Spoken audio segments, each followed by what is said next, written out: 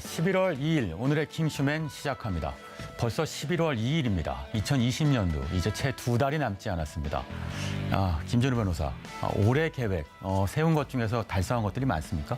원래 계획을 잘 세우진 않는 편이긴 한데요. 네. 운동을 좀 해보겠다고 야심찬 생각을 했었는데 야심차네요. 네. 코로나 때문에 뭐 전부 헬스장에 갈 수가 없잖아요. 그래서 뭐 그냥 다행히 핑계거리가 생겨서 네, 좋다고 생각하고 있습니다. 네, 킹슈맨을 고정 있게 찬 것, 이것도 목표였나요? 아니 킹슈맨이 있을 거라고 생각해 본 적이 없어서 올해 런칭한 프로그램이라 네. 그런 생각 네. 못 해봤는데 뭐 뜻깊은 일로 기억할 수는 있을 것 같습니다. 아직 생기지도 않는 프로그램을 내년에 출연하겠다라고 계획을 세우는 것도 웃기네요. 예. 그렇죠. 그럴 수 있다면 참 좋겠네요. 예. 네. 본격적인 이야기에 앞서 잠깐 짚어볼 게 있습니다. 자, 오늘 이명박 전 대통령이 동부구치소에 재수감됩니다. 과거 1년간 생활했던 곳이기도 하죠. 이번에도 독거실에 재수감된다는 얘기가 있던데 어떻게 될지 한번 짚어볼까요? 네, 뭐 비극적인 일이긴 한데 전직 대통령이 구속되면 보통 이제 독거 노인이 됩니다. 네, 그래서 이제 왜냐하면 다른 재소자들이랑 같이 있으면 여러 가지 불편 부당한 사안이 있고 어쨌든 뭐 여러 가지 신변이라든가 이런 문제 때문에 좀 그런 편의 아닌 편의를 이제 봐주게 되는데요. 지금 이명박 대통령 같은 경우는 대법원 선고는 며칠 전에 났지만 반드시 바로 그날 법정 구속이 되는 건 아니거든요. 그래서 본인 뭐 건강상의 사유로 이제 약도 타고 이제 여러 가지 있었기 때문에 오늘 이제 수감되는 것으로 이제 조정이 된 것 같고요. 네. 지난번에 이제 동부구치소에서 했었는데 지금 박근혜 전 대통령이 서울구치소에 있기 때문에 둘이 이제 다른 곳에 좀 두는 교정 당국의 좀 뭐 어떤 배려, 정책, 네. 정무적 판단이 있었다고 하고요. 뭐 일각에서는 제일 신축인 동부구치소에 가서 뭐 너무 이제 편의를 많이 봐준 거 아니냐 이런 이제 의혹도 있는 상황입니다. 네. 네. 근데 공교롭게도 이 MB가 독실에 들어가는 날 우리에게도 이 독상이 생겼습니다. 없던 테이블이 앞에 생겼죠. 이 예리한 시청자분들은 아마 눈치채셨을 것 같은데 이게 없다 생기니까 굉장히 편하네요. 네. 다들 마음에 드십니까? 네, 그럼요. 네, 책상이 있어서 더 빠른 진행, 편한 진행할 수 있을 것 같습니다. 네. 네. 자, 오늘의 이슈 먼저 살펴보겠습니다. 자, 오늘도 3가지 소식 준비했는데요. 첫 번째, 커밍아웃 검사들에게 사표를 받아라. 두 번째, 김경수 7대3으로 지지자 끌어간다. 자, 세 번째, 이춘재 30년 만에 살인의 추억 등입니다. 네, 그럼 먼저 첫 번째 주제에 대한 영상부터 보시고 이야기 나눠보겠습니다.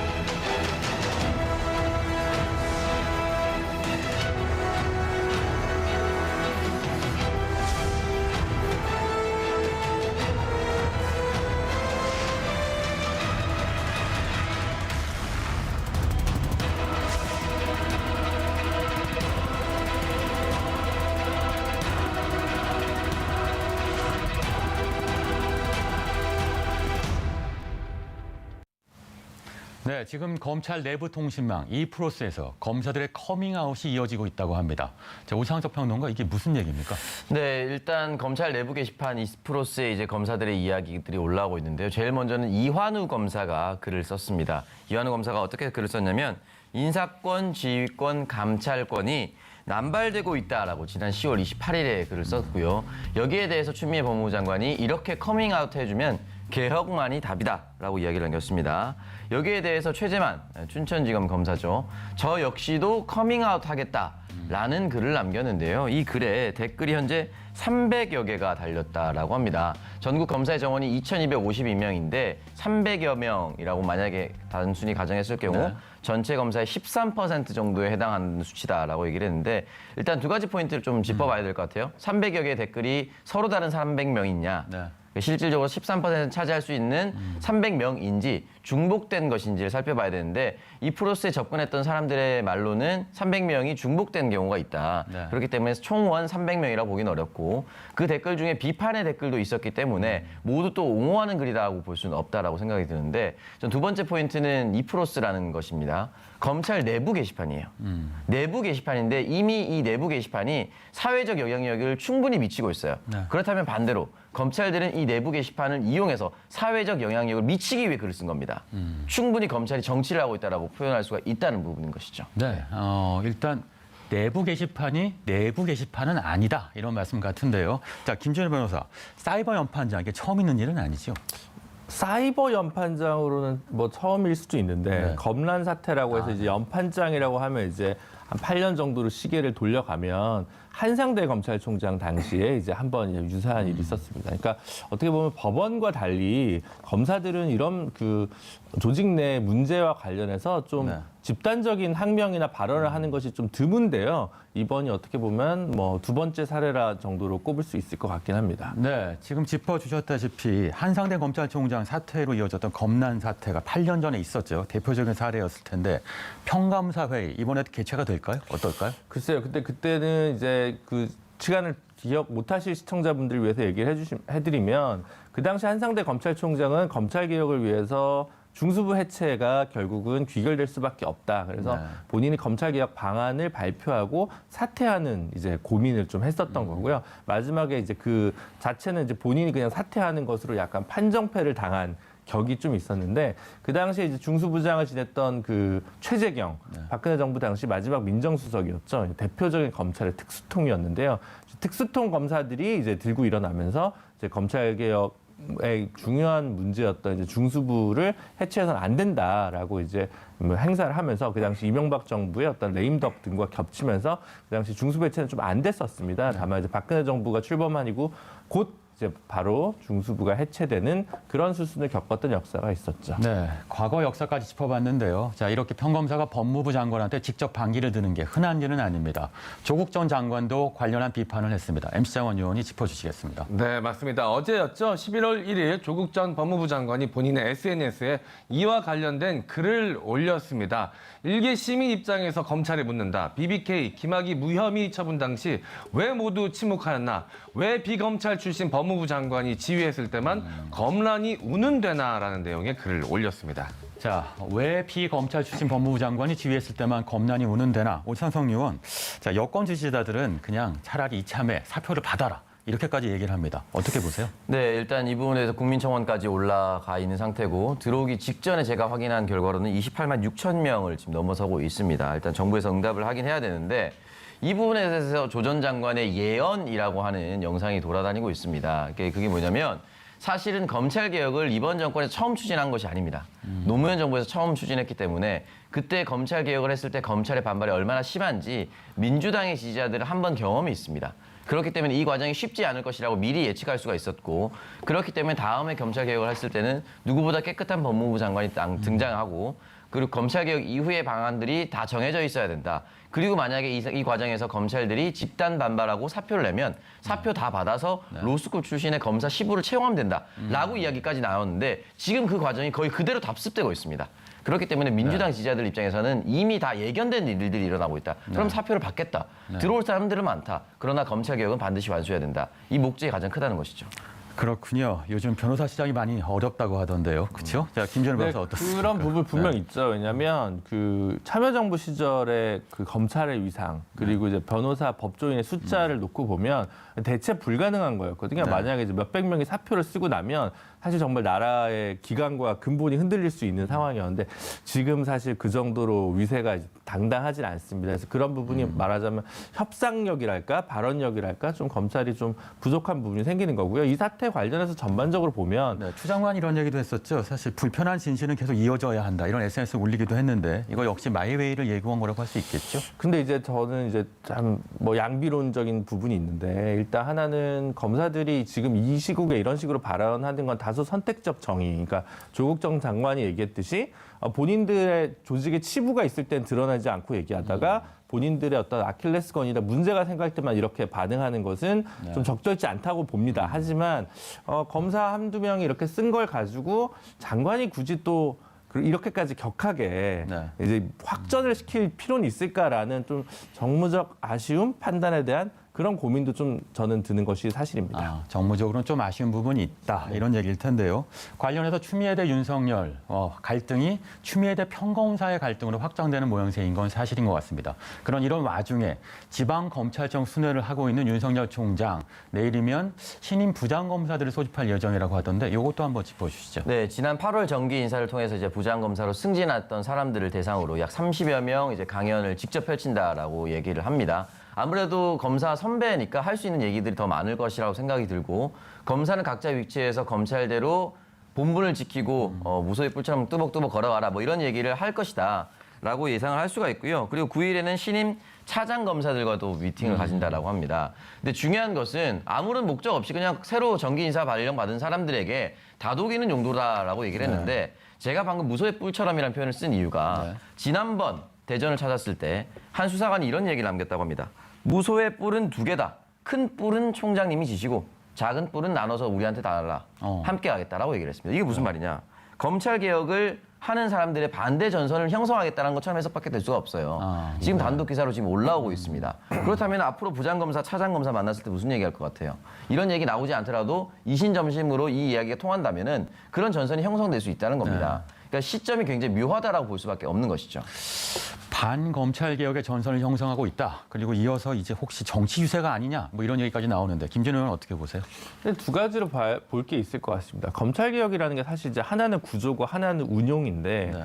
구조는 사실은 입법을 통해서 어느 정도 정리가 된 것이거든요. 이제 운영이라는 건 이제 수사를 얼만큼 잘 하느냐와 인사가 얼마나 공정하냐라는 부분인데 그 부분과 관련해서 뭐 이제 여야 속에서 좀 이견이 있는데 이것들 속에서 사실은 윤석열 총장도 본인이 총장을 처음 하면서 수없이 많은 인사에서 인사의 원칙들을 스스로 파괴했던 감이 없잖아 있었거든요. 그래서 그걸 좀 어떻게 그런 여러 가지 사실은 양비론이 검찰 내에도 있는 겁니다. 어느 쪽이든 인사 부분이 좀 공정치 않았다는 부분. 어쨌든 그런 상황에서 조직이 좀 뒤숭숭한 거를 어떻게 좀 추스릴 거냐. 어쨌든 총장이기 때문에 이제 그런 게 하나가 있을 거고. 글쎄 정치적인 부분은 뭐 저는 뭐 본인이 만약에 나중에 정치인이 된다면 그것은 뭐 참정권이고 기본권이니까 자유긴 한데요. 네. 뭐 야당 쪽으로 보면 홍준표, 황교안, 윤석열 또 검찰 출신 그렇게 해서 그렇게 매력적일까? 뭐 거기에 대해서는 개인적인 물음표가 좀 있습니다. 그렇군요. 이 다음 질문은 어쩔 수 없이 MC 장원한테 여쭤봐야 될 것 같은데 네. 대검 나이트 얘기죠. 네. 나이트 관련된 건 잘 아실 것 같아서. 네. 대검 지난- 나이트 비판이 있던데 윤석열 응원을 했던 화환 치워지기로 했다던데요. 숫자가 많다고요. 일단 300개가 넘어가다던데. 네, 맞습니다. 지난 10월 19일경이었죠. 추미애 법무부 장관이 이 수사 관련해서 문제가 있다라고 생각을 하고 수사지휘권을 발동한 날부터 화환이 한 개씩 이 서초동 대검 앞에 놓이기 시작했습니다. 일반 시민들이 한두 개씩 놓기 시작해서 이 340여 개에 이르는 것으로 알려져 있는데요. 사진을 확인해 보면 약간 한 업체에서 만든 것 같은 느낌이 저는 개인적으로 좀 들긴 했었습니다. 이를 두고 행인들의 이 통행을 너무 막는 것 아니냐, 왜 안 치우느냐라는 비판도 있었고요. 한 검사는 대검 나이트클럽 오픈한 줄 알았다라는 이 조롱 섞인 이야기를 본인의 SNS에 올리기도 했었습니다. 이 보수단체로 알려져 있는 자유연대는 이 화환이 여론의 중심에 있었다라고 자평하면서 오늘이죠. 2일 오전 10시부터 자진 철거할 것이라고 밝혔습니다. 네, 잘 들었습니다. 자, 드루킹 댓글 조작 지시 혐의로 기소된 김경수 경남지사의 항소심 선고 결과가 이번 주 중으로 나올 예정입니다. 그런데 김경수 지사의 항소심 선고가 민주당 대권 구도를 가를 중대 변수로 떠오르고 있습니다. 함께 보시겠습니다. 특검의 물정 없는 주장과 드루킹 일당의 거짓 자백에 의존한 유죄 판결은 이해도 납득하기 어렵다. 네, 선고를 연기하신 이유는 제가 알기는 어려운데 지금까지 해왔던 것처럼 끝까지 최선을 다할 생각입니다. 네, 오찬석 의원. 지금 현재 더불어민주당 양강구도 아닙니까? 이낙연, 이재명, 삼강구도인가요? 오창석까지? 네, 이낙연, 이재명 양강구도인데 여기서 김경주 지사가 등장하면 이렇게 판이 흔들릴 수 있겠죠? 네, 충분히 흔들릴 수 있다라고 생각이 들고요. 물론 이제 이재명 후보라고 표현하기 좀 그렇네요. 이재명 도지사와 이낙연 당대표에 비해서 정치 구력은 굉장히 상대적으로 짧은 건 사실입니다. 그리고 국회의원도 한 번 그리고 지금 도지사 임기도 아직 끝나진 않았습니다. 그렇기 때문에 김경수 지사 입장에서는 굉장히 이 이야기를 하는 것이 굉장히 꺼려질 것이고 네. 불편할 것임에도 불구하고 이런 이야기가 등장하는 것은 역시나 기대감이라고 볼 수 있겠죠. 김경수 지사를 지금까지 만든 것은 어떻게 보면은 김경수 도지사, 김경수 의원이 아니라 노무현 전 대통령의 마지막 비서관이라는 타이틀이었습니다. 그때부터 노무현 대통령과 함께 해왔었고 그리고 초반부터 함께 했었기 때문에 노무현 대통령의 국정 철학 그리고 문재인 대통령의 탄생 배경에 네. 중점적인 역할을 했었기 때문에 네. 이것을 잘 이어나갈 수 있는 사람으로 민주당 지지자들을 바라보고 있는 것이죠. 네. 그렇군요. 또 민주당 지지자들 입장도 있습니다만 현재 어쨌든 양강구도 안에서 지지율이 정체가 되고 있는 두 명의 후보가 있습니다. 그런데 등장하게 되면 이재명 지사가 후세를 입을 것이다. 이낙연 대표의 지지자가 많이 빼앗길 것이다. 이런 분석도 있는데 어떻습니까? 네, 어제 연합뉴스에서 더불어민주당의 한 중진 의원의 발언을 인용해서 기사를 냈습니다. 그 내용을 좀 말씀드리자면 김 지사가 무죄 판결을 받으면 이낙연 대표와 이재명 지사의 지지자를 7대3 비율로 빼앗아오면서 결과적으로 이 지사가 당장은 가장 큰 수혜를 볼 것으로 본다라는 내용이 기사에 있었습니다.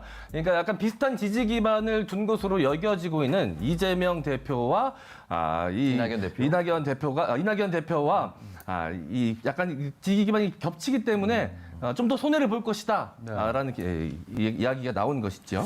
그렇군요. 오창석 의원, 이게 이러다가 보면 자칫하면 양강구도가 아니라 혼전 양상으로 뚜렷한 1등 주자가 없는 상태 이렇게 펼쳐질 수도 있을까요?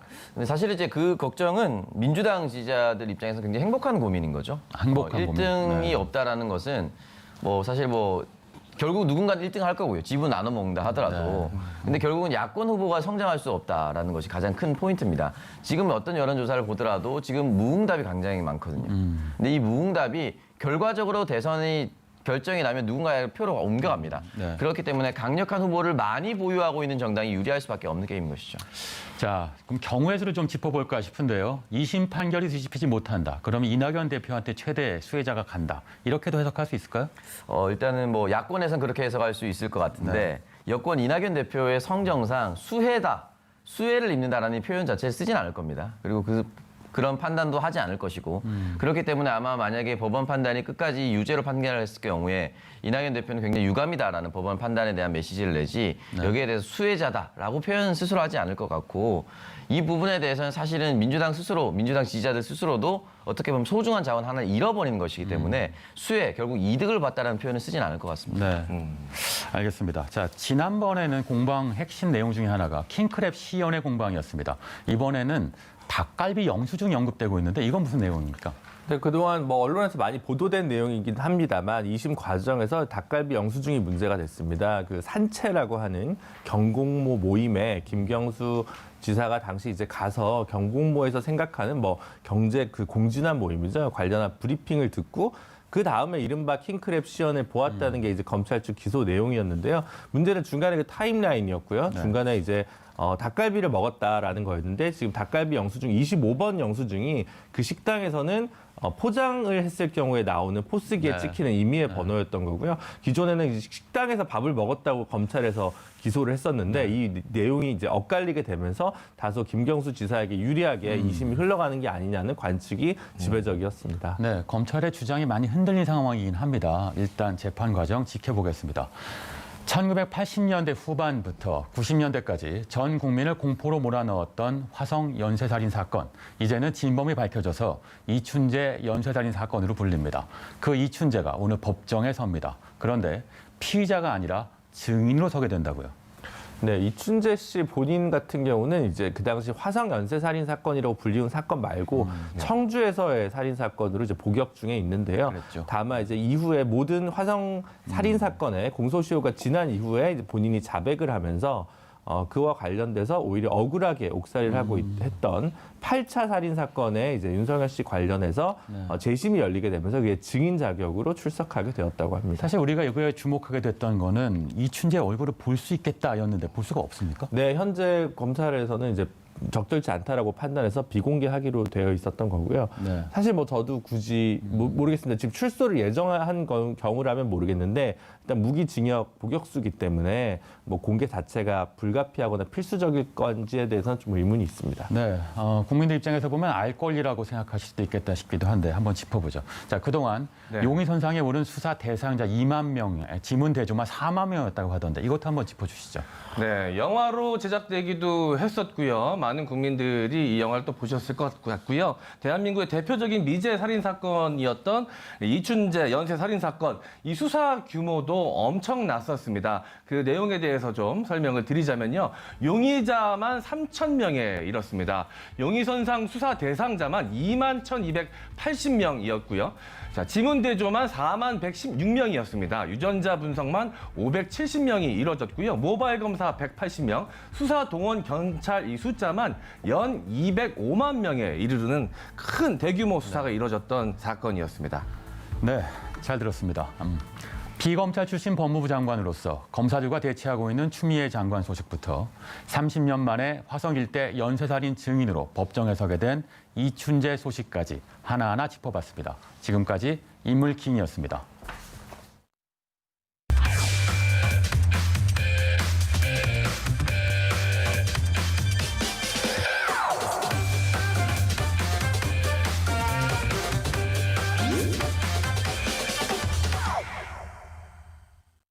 네, 킹슈맨에서 가장 핫한 코너라고 자부하는 모두가 기다리는 시간 티키타카 뉴스. 오늘의 주제 바로 공개합니다. 네, 오늘의 티키타카 뉴스 주제는 진짜 같은 가짜의 역습 딥페이크입니다. 이 사진 합성 어플리케이션 다들 한 번쯤은 재미로 사용해 보셨을 것 같은데요. 저도 한번 방송 전에 합성을 이 어플리케이션을 통해서 해봤습니다. 한번 보시죠. 예, 자, 어떻습니까? 평론가 오창석과 배우 오창석을 섞었더니 예, 영화 배우 키아누 리브스가 갑자기 등장을 하네요. 예, 어떻게 보이십니까, 오창석 요원? 저 말도 안 되는 거죠. 키아누 리브스가 키가 186입니다. 네. 키 아래 리브스는 몰라도 저랑 오창석 배우를 합쳤는데 키가 더 커질 수는 없습니다. 네. 네, 죄송합니다.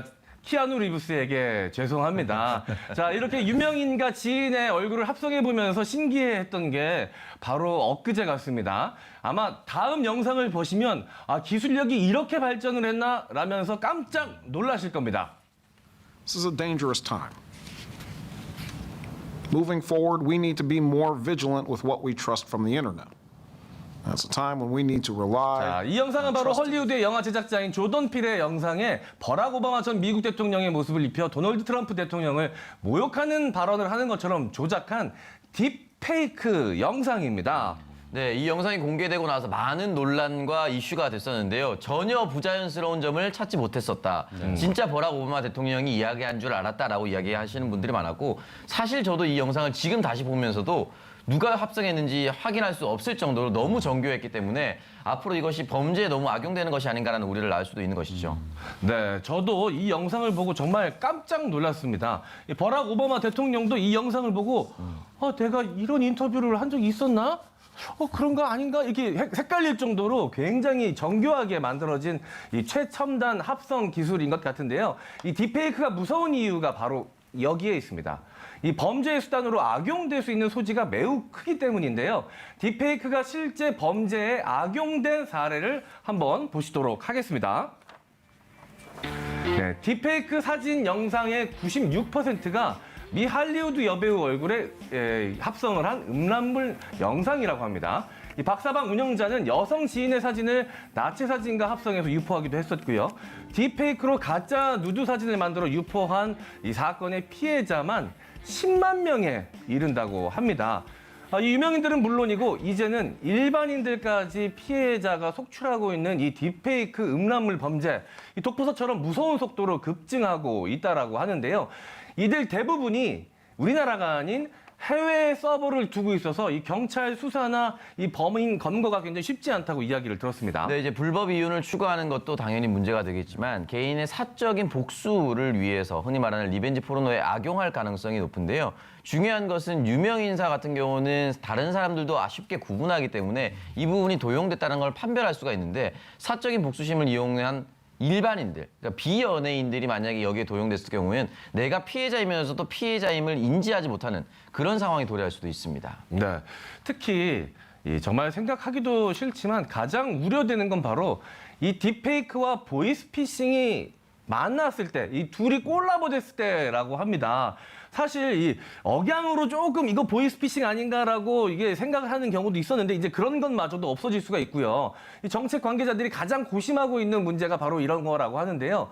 내 가족이나 지인의 얼굴 또는 목소리로 누군가 영상 통화를 걸어온다면 당연히 의심 없이 받고 또 금전을 요구한다고 하면 의심 없이 빌려줄 수도 있는 것이겠죠. 예, 이게 보이스피싱일 것 같다라는 생각 자체를 하기가 힘들 수도 있는 겁니다. 또 반대로 제가 직접 오창석 요원에게 전화를 겁니다. 영상 통화를. 네. 돈 빌려줘. 나 너무 힘들어. 돈 빌립니다. 그래놓고선 제가 발뺌하는 거죠. 나 그런 적 없어. 아, 그 딥페이크 영상이었나 봐. 난 그런 적이 없어. 이거 어떻게 된 거야? 이렇게 악용될 수도 있는 거거든요. 네. 개인 인생의 철칙 중에 하나 돈 빌려주지 않는 거기 때문에 네. 바로 전화 끊겠죠. 누가 전화해도. 아, 오창석 요원은 빌리기만 합니다. 예. 그렇고요. 일단은 이 부분이 가짜 뉴스에도 악용이 될 수가 있습니다. 이 딥페이크 영상 아까 버락 오바마 대통령이 등장했었는데 선거 직전에 이것이 가짜인지 진짜인지 판별하기 힘든 그런 시점에 만약에 저런 식으로 악용이 된다라고 하면은 선거판 자체를 뒤흔들어 버릴 수도 있기 때문에 굉장히 위험하다고 볼 수가 있고요. 중요한 것은 이것이 아직까지도 딥페이크가 가짜인지 판별하는 방법이라든지 예방법이 등장하지 않아서 더욱더 혼란을 가중시킬 수 있습니다. 네, 그래서 이 관련 업계와 각 국가 정부가 해결책을 고심하고 대책을 하나씩 내놓고 있다고 하는데요. 이 인공지능 딥페이크 탐지 기술을 이용해서 가짜와 진짜를 판별하겠다라는 것이죠. 이 구글, 트위터, 마이크로소프트 등 이 글로벌 플랫폼사들이 딥페이크의 위험성을 인지하고 적극적으로 나서고 있다라는 얘기입니다. 이 딥페이크가 창궐하면 이들 플랫폼들이 좀비 PC처럼 매개체로 악용될 수가 있기 때문에 적극적인 이 방어 체계를 구축하고 있다라고 하는 것인데요. 물론 우리나라도 이 과학기술정보통신부가 나서서 이 딥페이크 탐지용 인공지능을 개발하고 있다라고 합니다. 이 모든 것엔 빛과 그림자가 있기 마련이죠. 우리나라가 굉장히 이 발전된 인터넷 환경을 갖추고 있기 때문에 오히려 반대로 우리나라가 이런 점에서 더 위험할 수도 있기 때문에 준비태세를 철저하게 갖춰야 될 것 같습니다. 네, 일단 이 역기능보다 순기능에 좀 잘 활용될 수 있도록 초점을 맞춰야 될 것 같고요. 이 역기능을 악용하는 사람들을 위해서는 처벌 수위도 역시나 뚜렷하게 수정을 해두어야만 앞으로 발생할 범죄에 대해서 대비할 수가 있다고 하는데요. 일단 이 딥페이크 같은 것들을 악용한다면 징역 5년 이하 또는 5천만 원 이하의 벌금에 처해질 수가 있고요. 만약에 이걸 영리 목적으로 반포나 판매를 한다면 7년 이하의 징역, 가중처벌의 대상이 된다라고 합니다. 네, 여러분들 과학기술이 점점 발전하면서 물론 좋은 일만 있다면 너무나도 좋겠죠. 하지만 이런 위험성이 있는 부분도 있기 때문에 늘 이 경계심을 늦추면 안 되겠습니다. 지금까지 MC사원과 오창석의 티키타카 뉴스였습니다.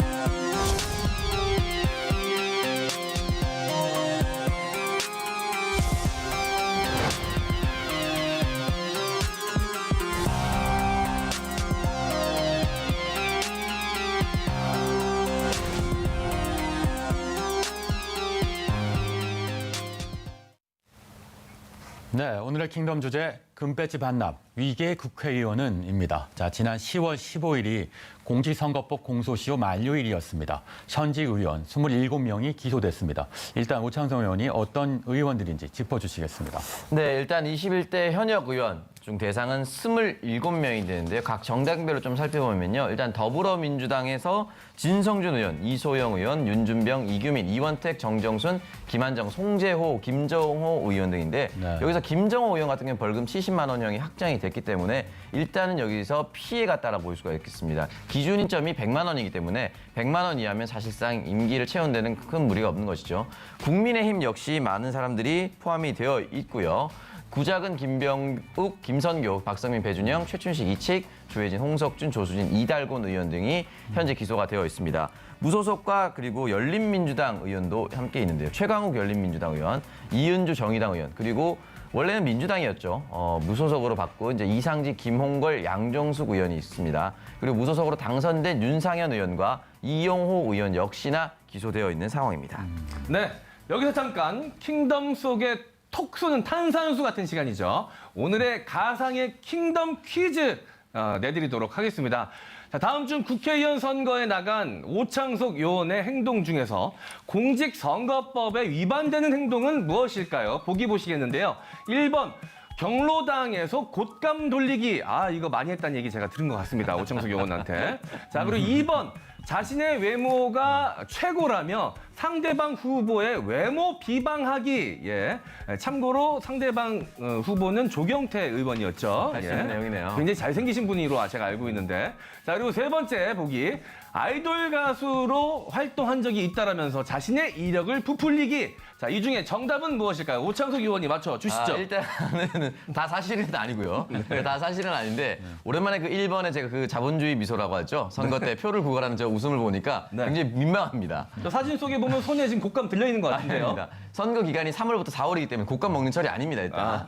예. 일단 기본적으로 공직선거법의 1, 2, 3번 모두 해당됩니다.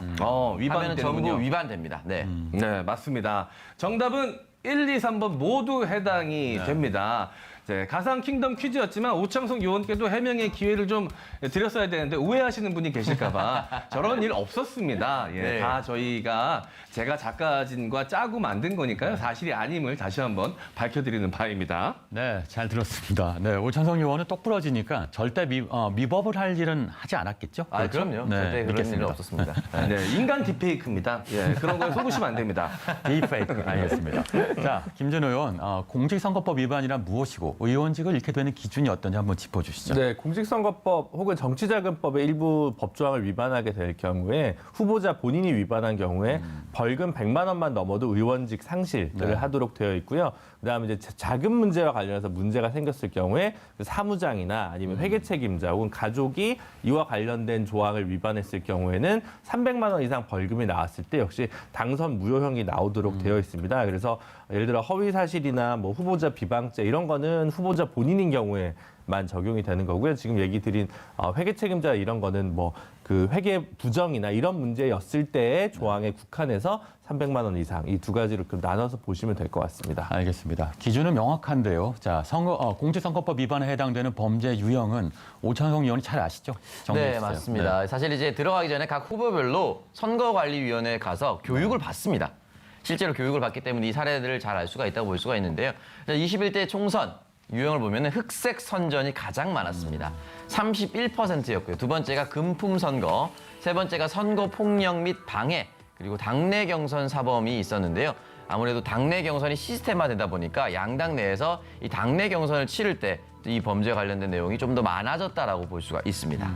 네, 이 여전히 흑색 선전 그리고 이 금품 선거는 사라지지 않는구나라는 생각이 들기도 하는데요. 또 이야기를 들어보니까 20대 총선에 비해서 이 기소나 구속이 확 줄었다는 이야기를 들었습니다. 네, 이유가 뭘까요? 그러니까 이제 대검에서 그 자료를 발표를 했는데 20대 국회, 19대 총선, 20대 총선, 21대 총선을 쭉 이제 일목요연하게 자료를 냈더라고요. 그래서 네. 20대 총선만 해도 3,000명이 넘은 분들이 입건이 됐었는데 이제 이번 21대 총선에는 2,800명대였고요. 그래서 전반적으로 입건도 적게 되고 구속된 사람 그리고 현역 의원의 기소 이 자체가 전반적으로 줄어든 건 맞습니다. 그리고 흑색 선전은 조금 늘어난 반면에 이제 금품 살포 이 부분은 19대부터 쭉 비중이 낮아진 것도 사실 확인할 수 있고요. 그 흑색 선전도 좀 줄어든 것도 마찬가지인데 이게 이제 민주주의 의식이 좀 선진화된 부분도 있을 거고 그 다음에 이제 그 어떤 코로나 영향 때문에 선거운동이 좀 위축된 측면도 있습니다. 다만 비율은 아직 미미합니다만 당내 경선이 좀 격화되다 보니까 당내 경선과 관련해서 고소고발이 이어져서 그 건수가 예전에 2자리 숫자에서 3자리 숫자로 좀 이 건수 자체는 좀 늘어났다는 것이 특징이라고 할 수 있습니다. 네, 결국은 법이 적용되다 보면 케이스 바이 케이스, 그때마다 사례마다 짚어볼 필요가 있겠는데요. 김홍걸 의원과 조수진 의원을 짚어보겠습니다. 둘 다 10억 원이 넘는 재산을 축소 신고해서 공문을 샀었죠. 자, 이런 경우엔 벌금형은 얼마가 될까? 또는 의원직이 상실될까? 많이 궁금해하실 텐데 한번 짚어보겠습니다. 네, 그러니까 이제 이런 경우가 이제 국회의원 선거와 관련돼서는 2번 있었던 것 같아요. 가까운 시일에. 19대 때 통합진보당 김미 의원이 한 번 문제가 됐었고요. 20대 국회에서 한국당 염동열 의원이 문제가 됐었는데 모두 이제 뭐 다소 악의적이지 않았거나 김미 의원 같은 경우 거의 재산이 없었는데 그게 뭐 한 1억 상간의 차이였기 때문에 이제 고의가 없었고 중간에 선거 기간 중에 수정을 했었기 때문에 이제 당선 무효 이하가 나왔고요. 염동열 의원은 사실 13억 정도나 미신고가 된 건데 어쨌든 벌금 8, 90만 원대로 막아서 이와 관련해서 의원직을 유지를 했습니다. 그래서 이번에 지금 문제가 된 조수진 의원, 뭐 김홍걸 의원 등 같은 경우도 사실은 그 고의성 그다음에 이제 누가 또 실수했을 수도 있고 예를 들어 비서가 잘못했다. 염동열 의원 같은 경우 그런 게 항변 사유가 됐거든요. 이제 그런 것들이 좀 인용이 된다면 100만 원보다 살짝 아래에서 좀 정리될 가능성도 배제할 수는 없어 보입니다. 네. 아슬아슬하게 의원직을 유지할 수도 있겠다. 뭐 이런 말씀 같습니다. 자, 최강욱 열린민주당 대표의 경우 살펴보죠. 검찰 기소에 강력하게 반발하고 있는데 그 이유를 한번 알아보겠습니다. 네, 공소시효 만료 딱 4시간 전에 갑자기 기소가 되어버렸었죠. 이 내용은 무엇이냐면 조 전 장관의 아들 인턴 허위로 만들어준 것이다. 근데 이거기에 대해서 아직 재판은 끝나지 않았습니다. 조사 중인데요. 재판 중인데 여기에 대해서 검찰 측의 입장은 분명히 허위로 만들어졌는데 선거 기간 방송이나 유튜브를 통해서 허위로 만들어주지 않았다라는 허위 사실 유표로 이제 건 것입니다. 여기에 대해서 최강욱 대표 같은 경우는 소식을 듣고 황당해서 헛웃음이 났습니다. 그간 좀 조용히 지내나 했더니 기어이 또 튀어나와 사고를 치는군요. 개가 짖어도 기차는 달립니다라고 다소 강도 높은 발언을 쏟아냈었는데 이 부분에 대해서 검찰 기소는 한간에서는 또 윤석열 검찰총장이 강하게 밀어붙였다라는 내용이 있고요. 첫 재판은 11월 11일로 예정이 되어 있습니다. 네, 첫 재판은 11월 11일이군요. 또 있습니다. 자, 원희룡 제주도지사가 선거법 위반 혐의로 기소가 됐네요. 자, 어떤 부분이 쟁점 사항인지 또 짚어주시죠. 네, 원희룡 지사 같은 경우에 2가지 혐의인데요. 하나는 그 지역 내 무슨 청년 관련 센터에 찾아가서 교육생 100여 명에게 피자 25판을 돌렸다라는 문제가 하나 된 거고요. 두 번째는 원더풀 TV인가요? 본인이 하시는 유튜브 채널에서 제주 A 업체에서 판매하는 성게죽을 판매한 것인데 이것이 2개 합쳐서 사실 재산 가액으로는 100만 원 정도밖에 되지 않습니다. 그런데 어쨌든 엄격하게 보면 법 위반은 맞기 때문에 검찰에서 기소한 것으로 보입니다. 네, 더불어민주당 정정순 의원 회계부정과 불법 정치자금 혐의로 어제 구속영장이 청구됐습니다. 현역 국회의원에게 체포동의안이 통과되려면 어떤 조건이 필요한지 이거 국민들이 많이 궁금해하실 텐데 이것도 짚어보겠습니다. 네, 체포 동의 절차 같은 경우에는 이제 법원에서 이제 국회에다가 직무 관련성이 없는 것으로 인해서 체포를 하더라도 국회의 동의는 얻어야 하고요. 이 경우에 이제 그걸 받은 이후에 첫 본회의에서 72시간 이내에 표결하도록 되어 있거든요. 그래서 이제 그 표결을 최근에 이제 거친 것이고요. 정정순 의원 같은 경우 선거 과정에서 지역에 있는 센터, 자원봉사센터의 어떤 자료, DB를 이제 이용해서 선거운동을 했다. 그래서 개인정보보호법 위반, 그리고 이제 그 선거와 관련된 회계부정 문제와 관련해서 지금 검찰에서 기소가 된 상황이고 지금 좀 사안이 중하기 때문에 그리고 이제 민주당에서도 이렇게 전격적으로 내로남불을 하지 않고 체포동의안을 이제 동의해 준 걸 보면 사실은 이제 이 정도면 사실 의원직이 날아가는 것이 이제 명약 관화하지 않을까라고 좀 추측이 됩니다. 알겠습니다. 네, 국민의힘 같은 경우에는 이 공직선거법 위반으로 몇몇 이 국회의원들이 자격을 잃게 되면 개헌 저지선인 이 백석 밑으로 떨어질 수도 있다라는 이야기도 나오고 있던데요. 어떻습니까? 국민의힘이 현재 103석이고 네. 개헌 저지석이 100석이지 않습니까? 그래서 3석만 날아가도 혹은 현역 의원 중에 누군가 뭐 지자체 재보궐선거라든가 이런 데 나가게 되면 이제 문제가 되지 않겠냐라는 이제 그것 때문에 이제 걱정을 좀 하는데요. 사실 이제 배지가 그렇게 많이 날아갈 것 같지는 않고요. 솔직히 말씀드리면. 그리고 이제 그 지금 친야 무소속 이제 지금 김태호 의원이라든가 홍준표 의원이라든가 윤상현 의원이라든가 이제 4분 정도가 또 있고 또 최근에 이제 우당격으로 이제 국민의당에 활동하고 있기 때문에 어떻게 어떻게 끌어모으면 네. 100석 개헌 저지석이라고 할 수 있는 100석을 어떻게 유지할 수 있지 않을까 보수 정당 계열이 이렇게 좀 네. 보여지는 겁니다. 네. 그렇군요. 현재까지 지금 위기의 국회의원들, 금배지들을 알아보고 있는데 앞으로 대법원 확정 판결은 언제쯤 나옵니까? 또 재선거는 언제쯤 이루어지게 되나요? 그러니까 이제 그 배지와 관련된 부분이기 때문에 사실 여기서는 변호사들이 가장 길을 써서라도 어떻게든 이 재판을 좀 공전시키고 연기시키는 부분입니다. 그러니까 국회의원의 그 공직선거법 위반 같은 경우는 아까 신기주 기자님께서 말씀해 주셨듯이 6개월 이내에 기소를 하도록 돼 있어요. 안 그러면 너무 정치 탄압을 할 수 있는 무기로 사용될 수 있기 때문에 지금 이제 시효는 이제 지나갔으니까요. 요 의원들 대상으로만 진행이 되는데 1심, 2심 대법원까지 가다 보면 심지어 예전에는 임기가 끝난 후에 의원직 이 날아가는 그런 일들도 있었습니다. 그래서 대개는 2년 반 정도 걸리지 않을까라고 좀 추측이 되는데요. 다만 몇몇 분들은 이미 1심이 거의 마무리 단계의 의원들도 있고 그 경우는 역으로 무슨 얘기냐면 100만 원 이하로 정리될 의원들이다라고 좀 보시면 될 것 같습니다. 네, 아까 짚어드렸습니다만 공직선거법 위반 유형 중에 가장 큰 것 중에 하나가 흑색 선거와 금품 선거입니다. 이걸 피해서 정책 대결로 가기 위해서는 아이디어가 좀 필요할 것 같은데요. 일단 오찬석 의원 한마디로 정리하시면 어떤 게 있을까요? 일단은 대한민국 선거제도의 가장 큰 리스크는 선거 기간이 13일로 정해져 있다는 겁니다. 그러니까 상시적으로 선거 운동을 할 수 있는 미국처럼 타운홀 미팅이라든지 1년, 2년 동안 그 후보가 그 지역을 직접 누비면서 공약을 만들고 지역 주민들과 스킨십을 할 수 있는 시간이 필요한데 우리나라 같은 경우 이렇게 하면 사전 선거 운동이 돼버립니다.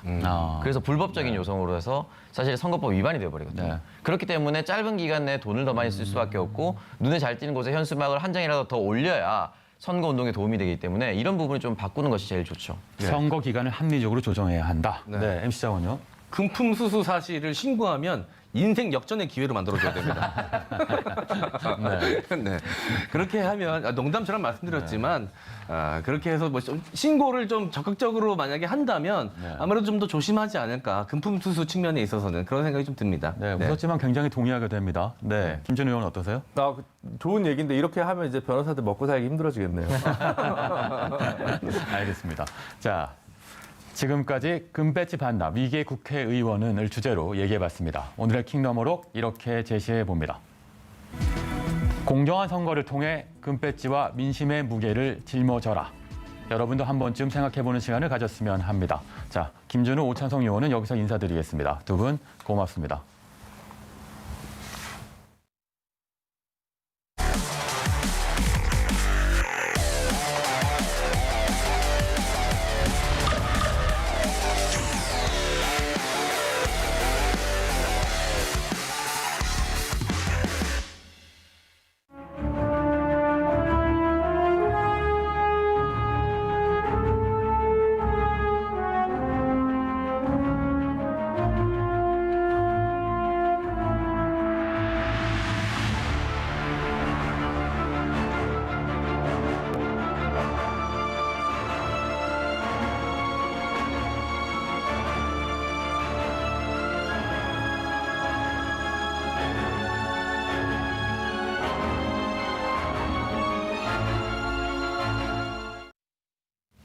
네, 코로나 퇴치본부 투강스 시간입니다. 오늘의 코로나19 리포트 주제부터 만나보시죠.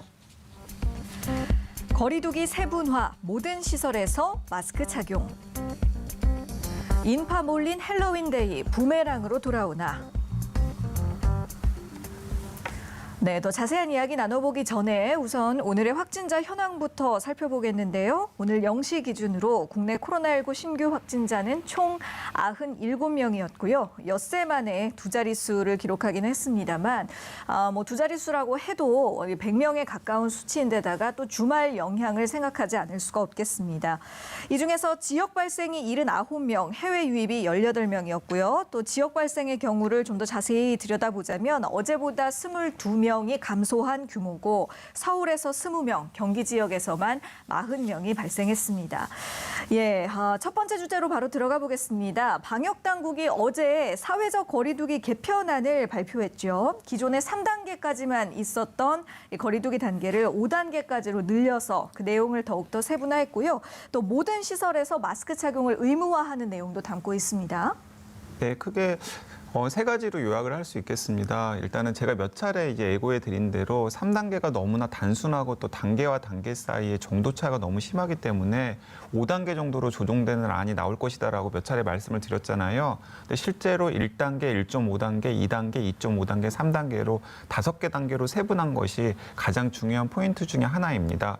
그러니까 이렇게 생각을 하시면 될 것 같아요. 마지막 5단계로 가려면 전국에서 800명에서 1000명 정도의 확진 환자가 나와야 됩니다. 그러니까 그런 일이 진짜 있어서는 안 되겠죠. 네, 일단은 이게 첫 번째 포인트고요. 그리고 두 번째 포인트 같은 경우에는 지역별과 광역별을 좀 구분을 했다라는 것입니다. 그러니까 1단계, 지금 1단계는 이제 생활 속 거리두기 단계고요. 그리고 1.5단계, 2단계의 경우에는 지역에서 확진 환자가 많이 생겼을 때, 예를 들어 수도권에서 확진 환자가 많이 생겼을 때 수도권에 집중해가지고 방역을 하되 다른 지역의 경제 활동이라든가 서민 경제에는 영향을 최소화하는 식으로 이제 하겠다라는 것입니다. 그리고 2.5단계, 3단계 정도가 될 때는 수도권뿐만 아니라 전국적으로 확진 환자들이 굉장히 많이 쏟아지거나 예를 들어서 하루 이틀 새에 뭐 2배로 증가하거나 이럴 때는 2.5단계, 3단계로 적용을 해서 전국적으로 관리를 하겠다라는 것이 있습니다. 그게 이제 두 번째 포인트고요. 마지막 세 번째 포인트는 일상생활에서 시민들이 해야 할 일이 훨씬 더 늘었다라는 거예요. 특히 이제 제가 여러 차례 강조해 드렸습니다만은 마스크와 그리고 손 씻기가 일상생활 속에서 바이러스를 차단하는데 가장 효과가 있는 방법인데 이번에 이 거리두기를 개편하면서 기존의 뭐 병원이라든가 아니면 노인 요양보호시설 같은 고위험 시설뿐만 아니라 백화점이라든가 극장이라든가 아니면 흔히 우리가 일상생활 속에서 활동을 하는 실내 공간에서도 마스크 착용이 의무화되고 이제 10월 한 달 동안의 계도 기간을 거친 다음에 10월 초순부터는 이제 본격적으로 10만 원의 과태료도 걸려서 지급을 할 수 있도록 했습니다. 예. 지금까지 우리나라가 K-방역을 워낙 잘 시행을 해왔습니다만 그래도 해외와 비교했을 때 각 단계별 기준은 낮은 데 비해서 그것을 이행하는 데 드는 비용은 좀 너무 크다. 뭐 이런 지적들이 있지 않았습니까? 뭐 이런 부분들을 보완해서 앞으로의 코로나19에 어떤 장기적으로 대비할 수 있을 만한 전략을 세운 것으로 보입니다. 계속해서 두 번째 주제로 넘어가 볼게요. 지난 토요일이 헬로윈 데이였습니다. 역시나 걱정을 했던 대로 홍대, 이태원, 강남 이런 서울의 주요 번화가들에 굉장히 많은 인파가 몰렸다고 하는데요. 집단 감염에 대한 우려를 하지 않을 수가 없어요. 네, 그렇습니다. 몇 차례에 걸쳐가지고 제일 지금 이 시점에 걱정이 되는 대목이 이 헬로윈데이 파티를 통한 바이러스 전파 가능성이라고 말씀을 드렸었는데요.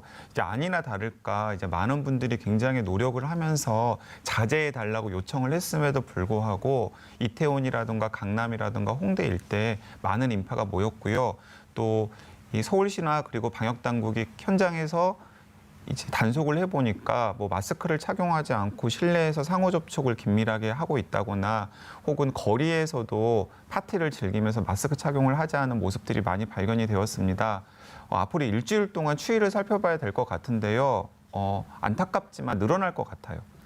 왜냐하면 지금까지의 경험을 놓고 보면은 저런 식으로 사회적 이동량이 증가하고 그 이동량이 증가한 속에서 생활 속 방역을 지키지 않고 밀접하게 접촉하면 반드시 그 결과가 어떤 식으로든 나타났거든요.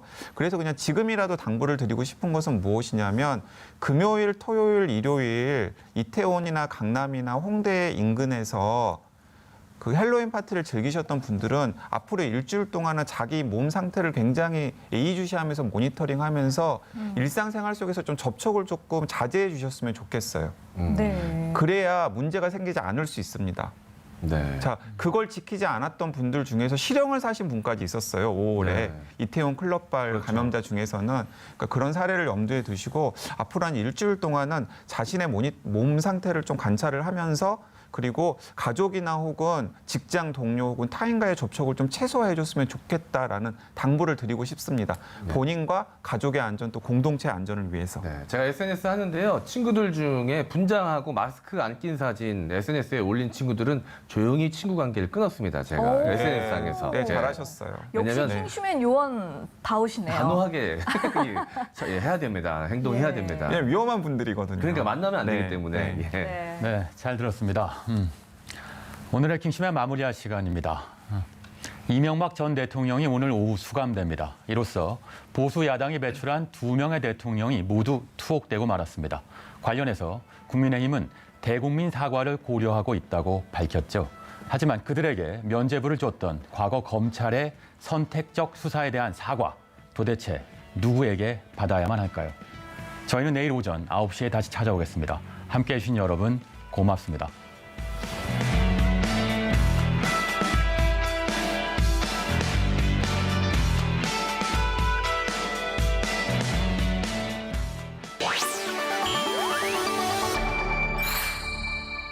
TBS